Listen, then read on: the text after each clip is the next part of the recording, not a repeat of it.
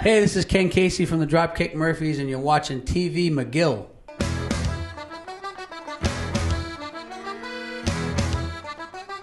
Hi, my name is Benji Finestone from TV McGill, and I'm here with Mr. Ken Casey of Dropkick Murphys. How are you doing today? I'm doing great. Thanks for having me on. That's great.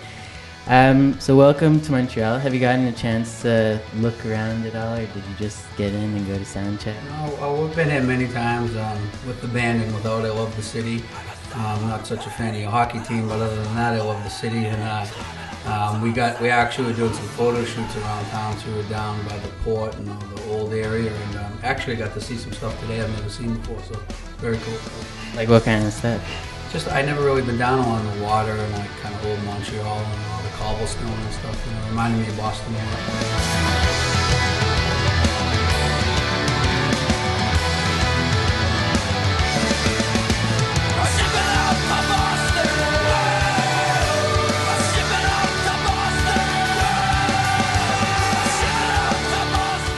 Your new song, Rose Tattoo, like I've been listening to that song so much, and I love the music video.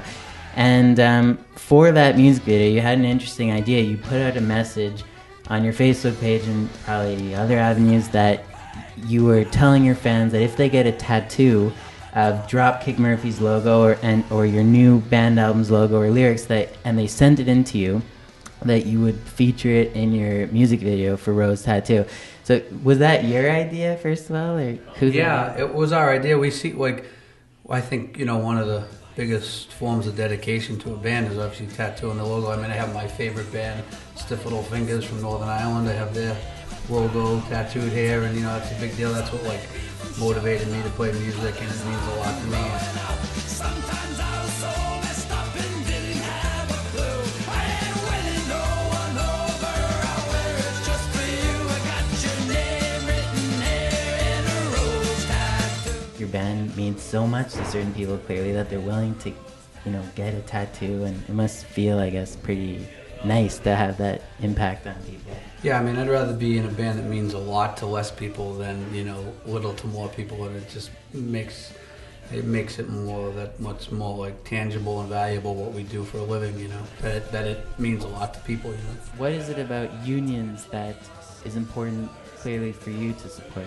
Well, it's just that it's kind of the background we come from, and, you know, that's, you know, I was a union laborer, and, you know, my grandfather was a union organizer, my father-in-law was a union president. It's just like everyone we know, it's just like the kind of blue-collar background we came from. And, you know, our first album called Do or Die was like guys from my union local years ago, you know, like a couple of generations ago, that was on my father-in-law's wall. The album's called Do or Die, and it was about the state of labor being destroyed, you know, by corporate greed. There's a common lyric that recurs that says, "Sometimes I was so messed up and didn't have a clue," and it's just an honest, you know, message that's stated. First of all, for writing the songs, is there certain band members that are usually involved in that? Musically, we all kind of get together and write them lyrically. Myself and Al write the lyrics, and you know, then we kind of sometimes it's a riff that leads to a vocal idea. Sometimes it's like lyrics and a vocal melody that comes in the song is done. So we kind of approach music from all different avenues, but really a song is never finished up on its own. It's usually, you know, one guy has an idea or the lyrics, and we bring it in and we kind of craft the song together.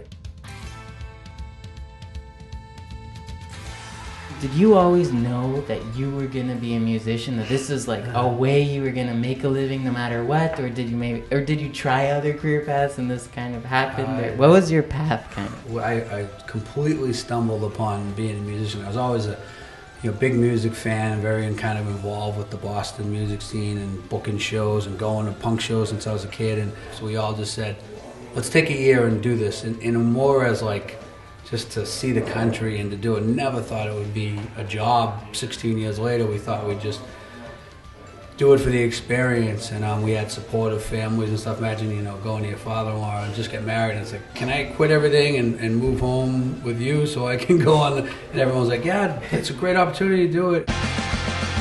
I've seen a lot of sights nights and traveled many miles, shook 1,000 hands and seen my share of smiles. I've caused some So it great seems like concern. Dropkick Murphy kind of created a genre, like I'm sure you've been asked so many times and you've explained it, it's kind of a mix between punk rock, like rock and roll, and Celtic, Irish music. And first of all, had you seen any of that kind of music anywhere before? Like, was there glimpses of it that you kind of just like honed? Oh yeah, I mean, you know, the Pogues were the forerunners of that type of music, and when I was in my teens, and I knew Irish music like the back of my hand just from my family environment, but I never thought of it as my music. I thought of it as like my grandparents or just the songs you hear at parties. I don't know. And when the Pogues came along and did it with a little more venom, it seemed like, oh, they made this for my generation, you know. They weren't so punk rock. You know, I always described the Pogues as like traditional music with a punk rock attitude.